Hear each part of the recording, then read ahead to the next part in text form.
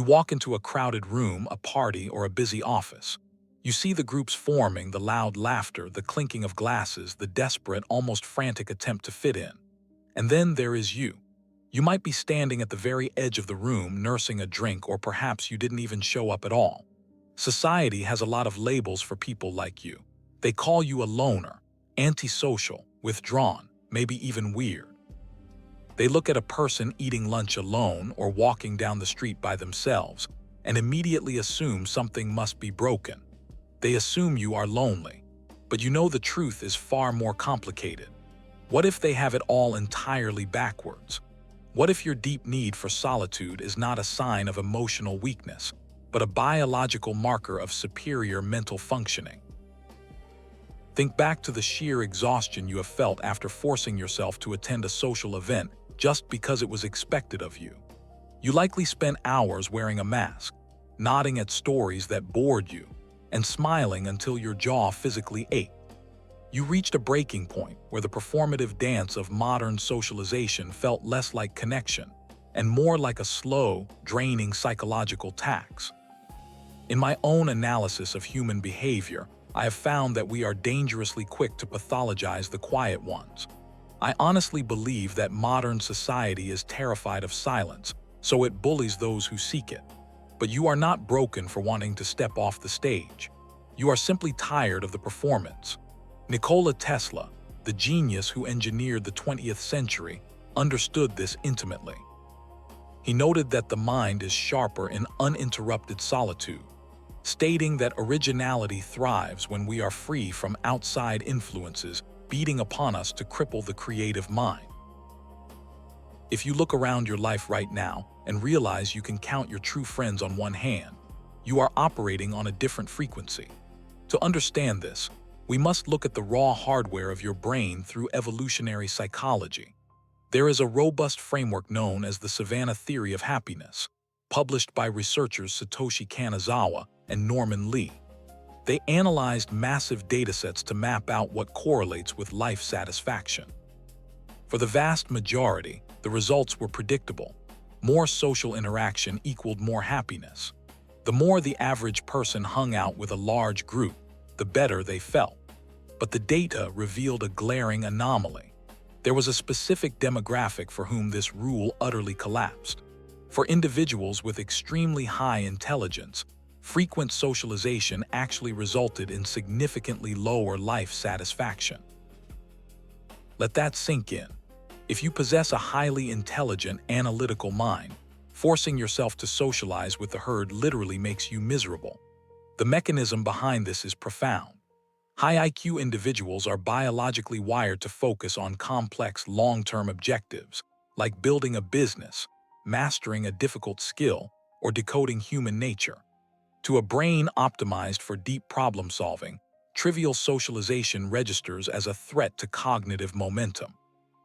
It feels exactly like static noise interrupting a crystal-clear radio signal. While the average mind finds comfort and safety in the sheer numbers of the herd, the high-functioning mind finds its ultimate power in absolute, unbroken focus. This brings us to a concept I call the energy economy. You need to view your emotional and cognitive energy as a finite currency in a bank account. Every single conversation, every forced text message thread, every mandatory happy hour is a financial transaction. You are spending your internal currency. For the average person, these transactions are incredibly cheap. They can talk about the weather or celebrity drama for hours, and it costs them nothing. But you operate on a high cognitive system. You crave depth. You analyze social dynamics deeply, reading underlying motives. According to research from Cornell University, highly intelligent people take much longer to form bonds because they treat social interaction as a high-stakes investment.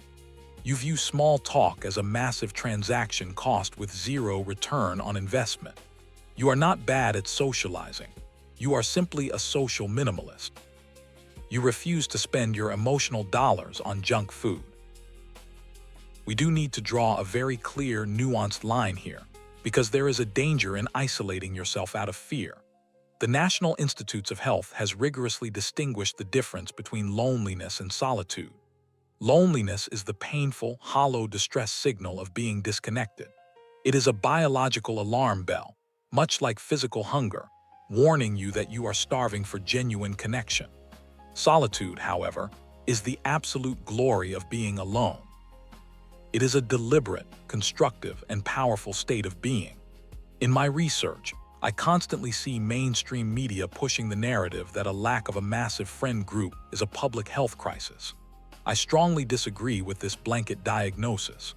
I think labeling all solitary behavior as a crisis completely ignores the profound psychological sanctuary that intentional solitude provides for highly perceptive people. Your isolation only becomes toxic if it is driven by anxiety. If it is driven by a desire for peace, it is a boundary, not a barrier. Neuroscience backs this up beautifully. When you enter a state of intentional solitude, your brain activates a highly complex system called the default mode network. This specialized neural pathway only comes fully online when you stop processing external stimuli. The default mode network is the engine of your subconscious. It is responsible for consolidating fragmented memories, projecting future scenarios, and deeply processing your own complex emotions. Think of it as a biological monk mode. When a brilliant architect locks the door to draft a blueprint, they are not depressed. They are entering a state of elite cognitive performance. They are processing massive amounts of data. If you actually enjoy your time alone, it means your default mode network is robust and healthy. You are entirely comfortable inside your own mind. You possess the rare ability to self-regulate without needing an audience to applaud you. That is nothing short of a superpower in a world that cannot stop scrolling and shouting. Because you do not need the group to tell you who you are, you have developed a zero-tolerance policy for inauthenticity.